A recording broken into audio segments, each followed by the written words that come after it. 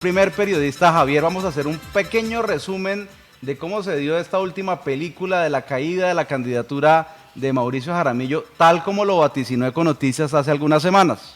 Pues mire, Juan Pablo, ayer se conoció esta decisión de la sala plena del Consejo Nacional Electoral. Hacia la 1 de la tarde aproximadamente, ya Melquisedec Torres lo publicó en su cuenta de Twitter y empezó a viralizarse esta información por todo el país, por todo el mundillo político.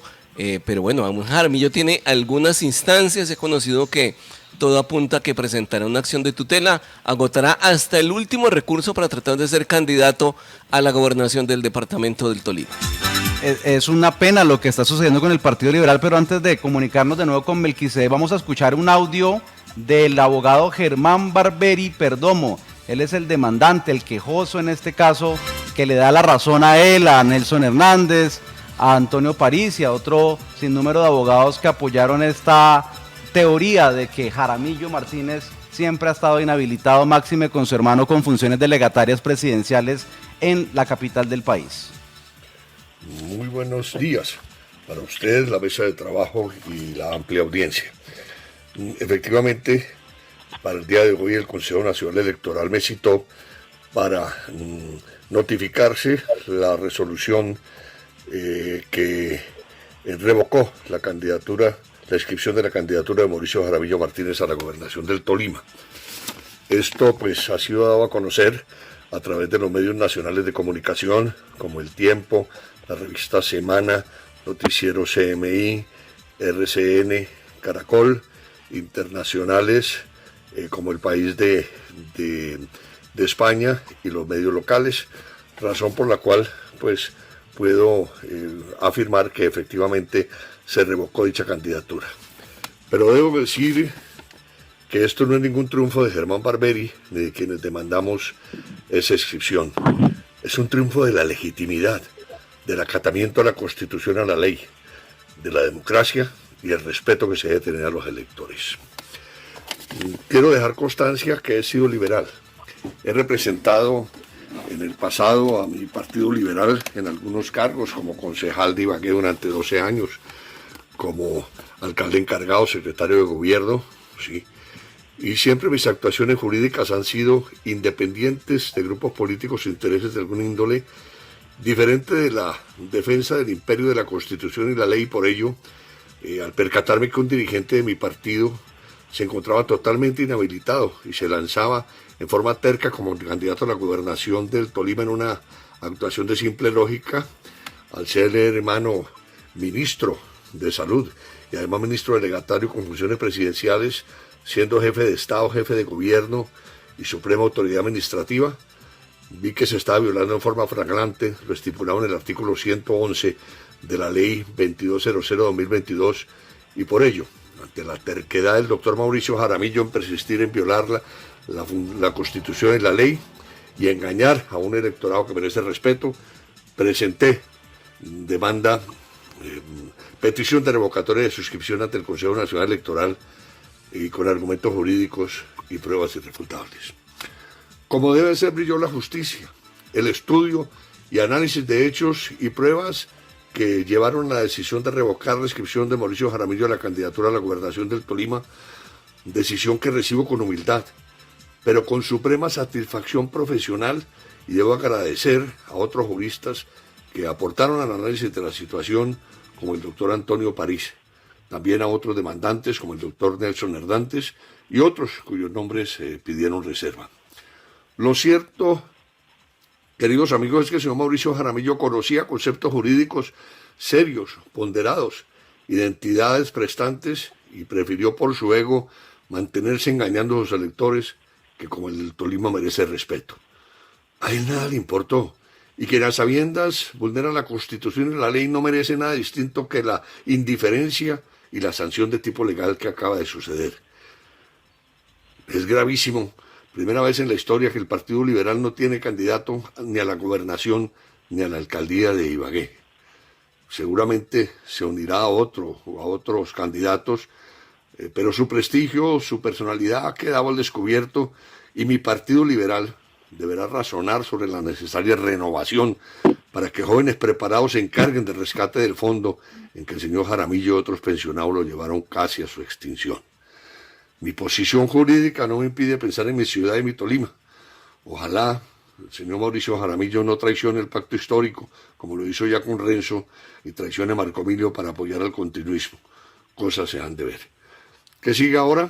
Pues el señor Mauricio Jaramillo puede presentar un recurso de reposición en la audiencia que celebrará el día de hoy a partir de las 9 de la mañana, recurso que tiene 2 días para sustentar, y posteriormente el Consejo Nacional Electoral tiene un término para responderlo.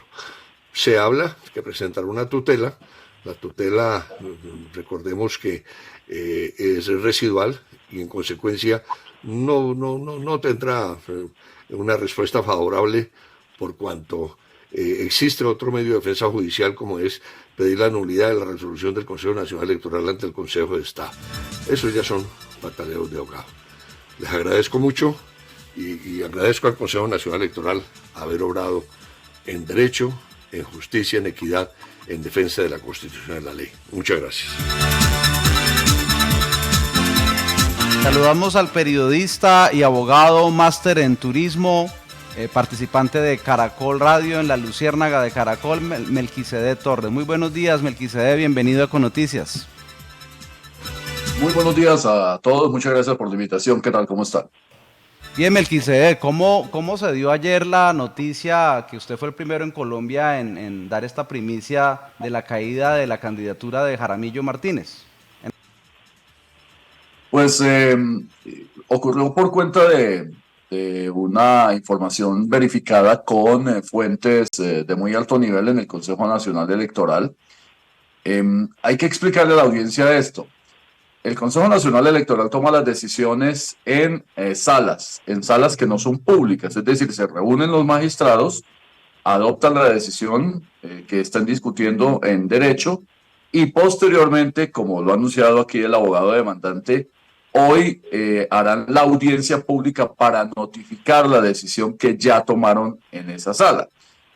¿Por qué se produce la noticia de esta manera? Porque en esas reuniones no se transmiten a las audiencias, no tienen la participación de quienes son los intervinientes, como los demandantes o como los demandados, y por lo tanto, periodísticamente, pues tenemos que atenernos a la información que nos entreguen de manera extraoficial los propios magistrados u otras fuentes directas del Consejo Nacional Electoral. Pero la decisión ya se tomó en este caso, como lo ha explicado aquí el demandante, por esta inhabilidad que pesa sobre el candidato a la gobernación, dado su parentesco con el señor ministro de Salud, Guillermo Alfonso Jaramillo.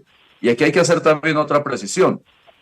La inhabilidad no se predica estrictamente porque sea pariente del ministro en primera instancia, sino porque en segunda consideración, ese ministro ha tenido funciones de ministro delegatario. Esto ocurre cuando el presidente de la República sale del país y por lo tanto debe quedar un ministro que tenga funciones para algunos temas que son del resorte del presidente de la República.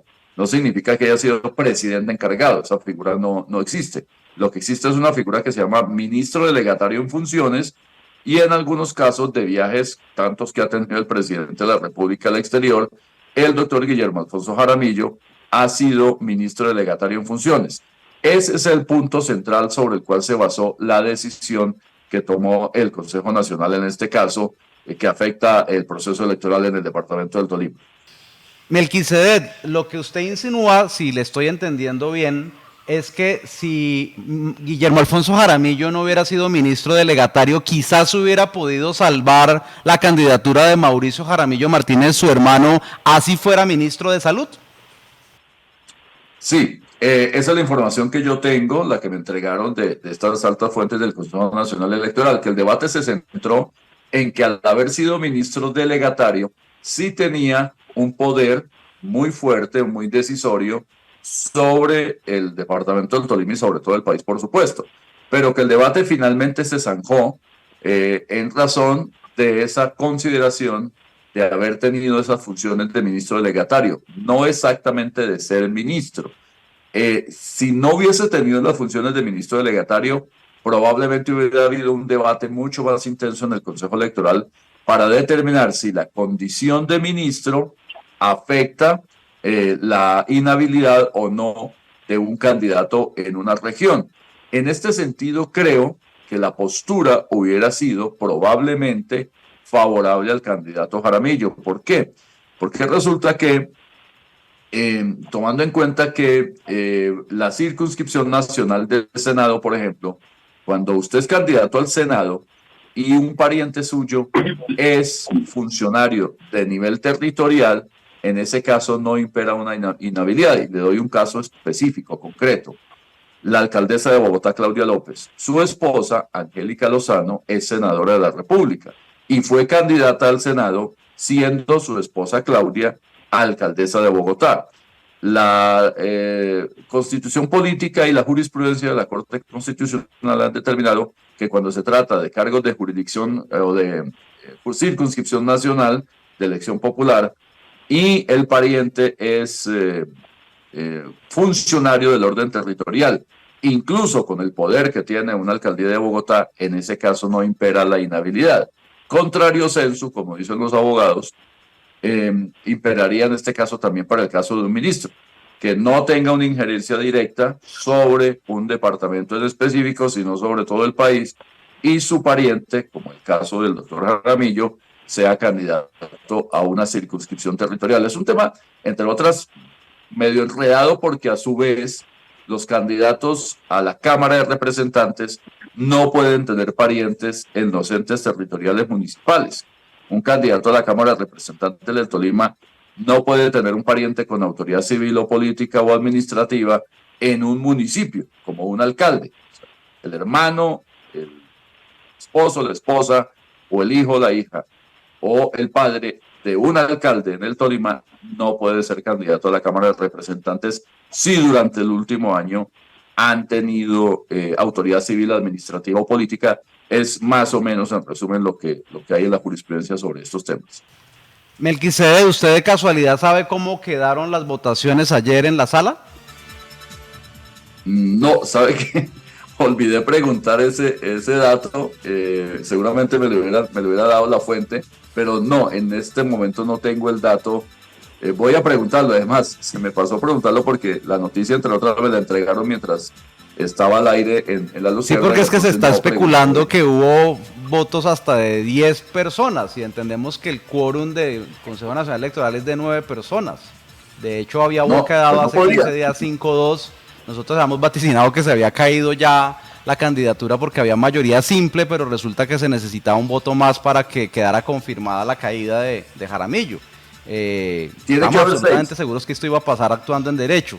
Sin embargo, tenemos la duda sobre los conjueces, los nombres de los conjueces, cómo fallaron los conjueces, quiénes fueron los que fallaron, quiénes fueron los que lo defendieron, en fin. Usted sabe que, sin embargo, a pesar de que impera la Constitución y la ley, de todas maneras, algunos magistrados pueden utilizar su corazoncito para votar. Claro, pero hay que recordar, usted lo dice, la mayoría debe ser absoluta. Tiene que haber 6 votos a favor de la decisión. El Consejo Electoral tiene 9 miembros. Ha habido algunas dificultades por uno de los miembros que tiene una demanda y tiene suspensión y tiene en este caso la necesidad de un conjuez y por lo tanto la decisión en todo caso debió ser de 6 votos para tomar esa inscripción. No puede haber sido de 5 porque al haber sido de 5 hubiesen necesitado un conjuez para la definición de esa mayoría. Pero no tengo el dato, voy a consultarlo y con mucho gusto les cuento. Sí, ¿usted le había seguido el hilo conductor a este tema de las candidaturas en Colombia, como la de Jaramillo, o fue una casualidad?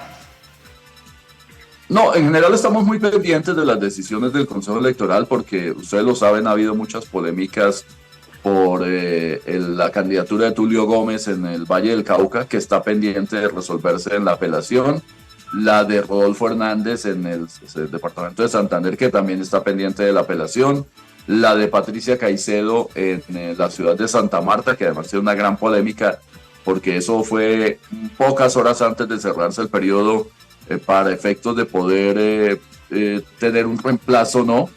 El problema, entre otras, de Tulio Gómez, de Rodolfo Hernández y de ahora en el caso de Jaramillo, es que no van a tener oportunidad de tener un reemplazo como candidato. Ya no hay espacio, ya no hay, jurídicamente no hay cómo tener un candidato de reemplazo. Entonces, hemos estado muy pendientes de todos esos temas. Juan Daniel Oviedo en Bogotá también. Han sido los casos más sonados, pero en general el Consejo Electoral ha tomado decisiones sobre decenas, centenares de candidatos y ha revocado muchas. Lo que pasa es que la mayoría de las revocatorias han sido sobre candidatos a consejos o asambleas. Bueno, usted de casualidad sabe, Melquisedec, el caso de la candidata a la gobernación del Tolima del Partido Conservador, Adriana Magali Matiz. También le demandaron su inscripción, aunque un poco tardía. ¿Usted conoce algo sobre el caso? No tengo información en este momento de ese proceso, pero están ocurriendo además que ha habido demandas para pedir revocatorias en los últimos días, o sea, posteriores al cierre del periodo en el que se puedan hacer reemplazos, y el Consejo Electoral en todo caso tiene que pronunciarse sobre cada uno de ellos mientras sea antes del periodo de votación, pero no tengo información en este momento. El Consejo Electoral tiene una montaña todavía de temas por resolver en esa materia. Entiendo que el Consejo Electoral tomó una decisión contra la candidata del presidente Petro en Santa Marta. Eso provocó hace algunas semanas la furia de Petro contra el Consejo Nacional Electoral. ¿Qué tanto puede influir en una decisión como la de Jaramillo Martínez tener la etiqueta o el remoquete de candidato petrista para que ahora el Consejo Electoral tumbe candidatos petristas? La verdad, yo he observado, el Consejo Electoral es un organismo bastante cuestionado, pues porque es un organismo de origen político, lo eligen los miembros de los partidos políticos, ellos representan a partidos políticos y en el Consejo Electoral pues están los liberales, están los conservadores, está la U, está el Partido Histórico, están los verdes, están los partidos mayoritarios. Pero en este episodio de estas semanas hemos observado una actitud muy ceñida al ordenamiento jurídico del Consejo Electoral. Y como usted lo anota, Patricia Caicedo, la hermana del gobernador del Magdalena, el señor Carlos Caicedo, a ella le revocan su inscripción, a pesar de ser una mujer, por supuesto, muy cercana al pacto histórico, pero es que es evidente la inhabilidad, entre otras porque no solo es hermana del gobernador, sino que también otros parientes tenían vinculación con el distrito de Santa Marta. Ahí alegaban que es que el distrito era autónomo frente a la gobernación, etcétera. Bueno, eso no sirvió. Tulio Gómez es un candidato de los afectos también del pacto histórico, enfrentado a Dilian Francisca Toro en el Valle del Cauca, también le tumban la inscripción. Rodolfo Hernández, pese a que fue el gran rival de Petro, tenía, entre otras, la bendición del pacto histórico en buena parte en Santander para ser candidato de ellos, y también se la tumban. Y la ira del presidente Petro se produce justamente por esos casos donde personas afectas a su partido terminan siendo revocadas con el voto incluso favorable de los representantes del pacto histórico en el Consejo Nacional Electoral. Creo que en estos episodios el Consejo Electoral ha tenido una actitud eminentemente jurídica. Hay mucha presión política, sin duda, muchísima en todos los casos. El Consejo Electoral está inundado de esas interferencias de los partidos, pero creo que hasta el momento el Consejo Electoral ha hecho un trabajo ponderado, equilibrado y ha tomado decisiones donde toca. Jorge Enrique Palacios, preguntas para Melquisedec Torres desde la capital del país. Gracias, Juan Pablo. Un abrazo del departamento de Tolima. Hay una persona que tiene un lugar en ese debate, el doctor Mauricio Jaramillo y el doctor César Picón, que indica ayer en horas de la noche: no hemos sido notificados de la revocatoria de inscripción de nuestro candidato, de la que hablan los medios. Si resulta cierta, interpondremos una tutela para que se respeten nuestros derechos. Este pronunciamiento se hace oficial solamente hasta que el Consejo Nacional, el día de hoy, lo haga en sala plena. Bueno, yo no lo alcanzó a... Sí, le alcanzó a entender que sí se hacen... Sí, el Consejo Electoral, como les decía al comienzo, toma las decisiones en sala plena y es una votación una discusión interna, no es una discusión abierta al público. Y luego en audiencia pública notifican a las partes. La notificación, como lo anunció hace un rato el abogado demandante, se hará en el día de hoy, y en ese momento quienes sientan afectados sus derechos pues pueden presentar el recurso de reposición. Hablaba hace un rato de apelación, no, en estos casos no hay apelación, hay reposición porque es ante el mismo Consejo Electoral. No hay posibilidad de que haya apelación porque el Consejo Electoral no tiene un superior orgánico, no tiene un superior jerárquico. Entonces, en este caso, opera simplemente la reposición y en el desarrollo de la misma, pues obviamente los afectados pueden interponer recursos de otra índole o acudir a otros mecanismos como la tutela. En la ciudad de Santa Marta, por ejemplo, el partido Fuerza Ciudadana presentó una tutela para pedir que le permitieran inscribir otro candidato y un juez de primera instancia se lo ha permitido en una medida cautelar, pero eso es muy discutible porque es que ya el proceso de trámite de las tarjetas electorales, etcétera, eso ya está en marcha. Ya no es posible, por eso hay un periodo para poder hacer reemplazos. Y la ley y el Estado no tienen la culpa de que un partido o un movimiento presenten a un candidato inhabilitado para que después aleguen que no se les permite hacer la inscripción de un nuevo candidato. Es que la falla la comete el partido o el movimiento y la persona que se inscribe estando inhabilitada. Entonces usted no puede alegar en su propio favor sus propios errores. Eso es más o menos lo que ocurre en estos casos. Hay un periodo para hacer reemplazos. Ese periodo ya se cerró. Y el hecho de que inhabiliten a un candidato en el Consejo Electoral no les da derecho, a su vez, a que puedan presentar un reemplazo. Insisto, es que la ley y el Consejo Electoral no tienen la culpa de que usted haya inscrito a su candidato o usted como candidato se haya presentado estando inhabilitado. Usted ahí no puede alegar que sus errores le vayan a favorecer para presentar a otra persona. Ese es más o menos el escenario. Melquisedec, en este caso de Mauricio Jaramillo, ¿no entra a operar la sentencia de la Corte Interamericana de Derechos Humanos, es cierto? Pues no, porque él no ha sido elegido. Él todavía no tiene el favor de los votantes. Y las decisiones que ha tomado la Corte Interamericana de Derechos Humanos tienen que ver con las personas que han recibido el voto de los ciudadanos. Y como todavía la elección no se ha producido, pues de hecho usted no podría alegar que le están violando su derecho como elegido por voto popular cuando todavía esa elección no se ha producido. Yo no creo que eso tenga asidero. El presidente de la República, por ejemplo, lo ha planteado, que los candidatos afectados podrían ir a la Corte Interamericana, etcétera. Bueno, es que el ordenamiento jurídico colombiano pues es ese, y estamos expuestos a eso, y para eso está el Consejo Nacional Electoral.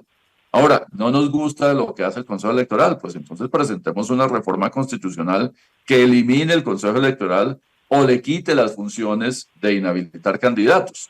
Eso puede ser factible y probablemente el Congreso puede que lo apruebe como una reforma constitucional y eliminamos al Consejo Electoral o le quitamos esas funciones. Pero la sentencia, la jurisprudencia de la Corte Interamericana, en el caso particular de lo que fue el alcalde de Bogotá, Gustavo Petro, se refiere a los casos de personas que ya han sido elegidas por los ciudadanos. Y en este caso, pues la elección es el 29 de octubre, entonces usted no puede alegar un derecho sobre un caso que todavía no ha ocurrido. Melquisedec, en todo caso, estas demandas de inscripción de candidaturas como los que ya mencionábamos, e incluso también Ibagué está expectante por otra demanda de la inscripción de la candidatura de la candidata Joana Aranda. ¿Estas demandas tienen que resolverse antes del 29 de octubre o posterior a esta fecha de las elecciones se pueden resolver estas demandas? Pues en teoría tienen que resolverse antes, porque pues no sería lógico que a usted le revoquen la inscripción para un hecho que posteriormente sí ocurre y luego usted ya no puede ser candidato. No, las decisiones las tienen que tomar antes del proceso electoral. Después del proceso electoral queda abierta la posibilidad de que demanden su elección. Es que son dos etapas completamente distintas. Estamos en el proceso de candidaturas, de inscripciones. En este proceso, el Consejo Electoral tiene competencia para decidir si una persona está inhabilitada o no para ser candidata. Cuando pasa el proceso electoral, pues ya no son candidatos, ya son electos o no fueron electos. Entonces, pues si no fueron electos, pues no tendría ningún sentido tomar una decisión sobre una persona que no fue electa, que pues no ocurrió la situación. Pero si esa persona resulta electa, ya el Consejo Electoral no tiene competencia, porque la competencia la tiene sobre el proceso de inscripción, sobre el proceso de la candidatura. Si esa persona resulta electa, la competencia la tiene el Consejo de Estado, o en algunos casos, los tribunales administrativos de los departamentos. Y en ese caso, operaría una demanda sobre la elección de esa persona. Por eso esto tiene estas dos etapas. La primera, que es de inscripción, que es competencia del Consejo Nacional Electoral, y la segunda, que es sobre la elección, y ahí sí se puede eventualmente demandar esa elección.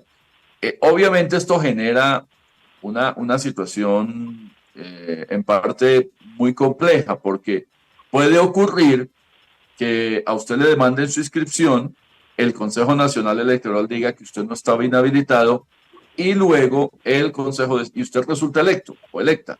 Y posteriormente el Consejo de Estado recibe una demanda contra su elección y el Consejo de Estado decide que usted sí estaba inhabilitado o inhabilitada. Y en ese caso, entonces, pues el Consejo Nacional Electoral habría incurrido en un error. Insisto, lo que pasa es que son dos instancias distintas y son dos organismos completamente distintos y que tienen autonomía cada uno en su respectiva área. Es más o menos lo que ocurre en los procesos penales y disciplinarios. A una persona la denuncian penalmente y la fiscalía lo lleva a juicio y el juez decide que usted es inocente. O la fiscalía decide que no lo debe llevar a juicio porque no hay delito. Pero la procuraduría, por los mismos hechos, puede determinar que usted cometió una falta disciplinaria o no la cometió. Son dos instancias completamente distintas y eso pues es producto del ordenamiento jurídico que tenemos. ¿Se chocan? Sí, se chocan. Pero en el caso particular de lo que estamos hablando, son dos etapas. La etapa de inscripción de candidatura, en la que el Consejo Electoral tiene la obligación de resolver si usted está inhabilitado o no para ser candidato. Y luego, si usted es electo, ya le toca al Consejo de Estado. Melquisedec, ¿qué probabilidad le ve a la tutela de Mauricio Jaramillo? Dicen que la va a interponer estos días. Pues eso depende de cada juez, ¿no? Los jueces de tutela, que es cualquier juez del país, tiene la autonomía completa de tomar cualquier decisión. Lo estamos viendo en el caso de Santa Marta. Tomaron la decisión de permitir que hubiese un nuevo candidato para el partido Fuerza Ciudadana en una medida cautelar. Todavía no es una sentencia de tutela de fondo. Pero pues jurídicamente no parece que eso tenga asidero. No hay posibilidad porque el periodo de reemplazo ya se cumplió. Entre otras, hay una cosa ahí en el caso de Patricia Caicedo muy rara, y es que Patricia Caicedo en teoría es candidata, porque no ha quedado en firme la revocatoria.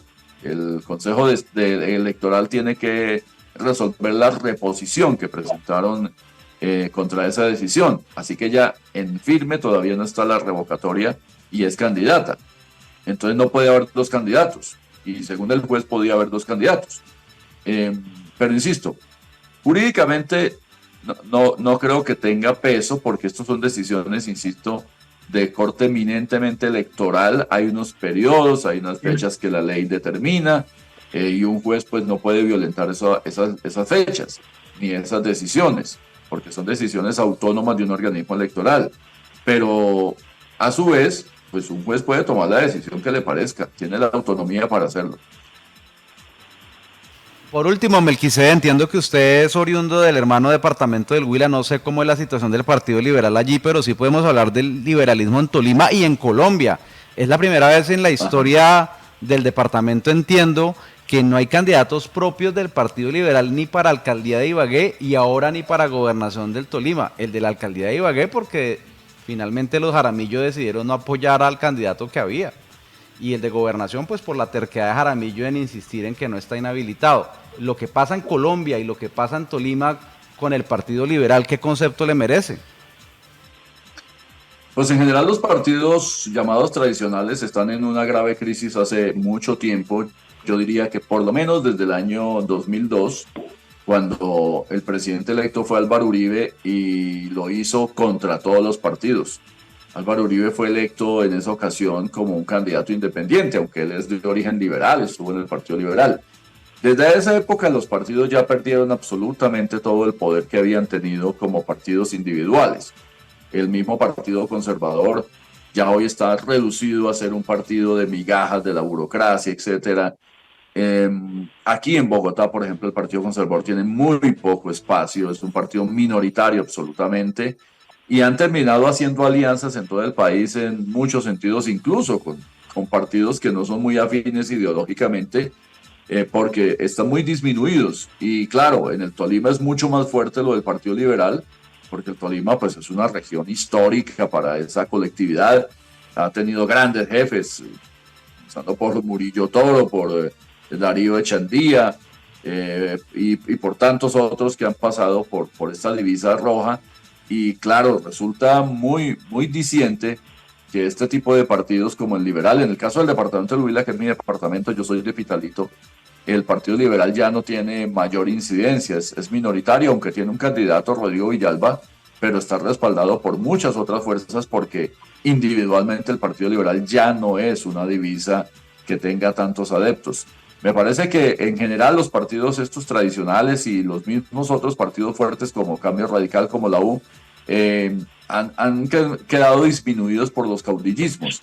Hoy la gente tiene más afecto por un nombre en particular, por una persona, que por un partido. Hoy tiene mucha más fuerza Gustavo Petro individualmente que su propio pacto histórico. Álvaro Uribe tiene mucha más fuerza en la derecha que el Centro Democrático o que el Cambio Radical, el mismo Vargas Lleras, etcétera. Entonces, el Partido Liberal, como no tiene un caudillo de ese nivel, César Gaviria, pues no está en elección ni es candidato, termina sometido a estos vaivenes. Y creo que poco a poco van siendo absorbidos o van siendo desplazados por otras colectividades. Además tenemos un desorden enorme, ¿no? Ya tenemos más de 40 partidos con personería jurídica, eso es una locura, eso no es serio para el país. Hoy cada líder político está sacando personería para un propio partido y eso es ridículo. Hoy tenemos una cantidad enorme de partidos que no tenemos ni idea. Fico Gutiérrez tiene su propio partido, Rodolfo Hernández tiene su propio partido, Andrés Pastrana tiene su propio partido, Carlos Caicedo tiene partido propio. Solo falta que los Char curiosamente no han querido tener su propio partido.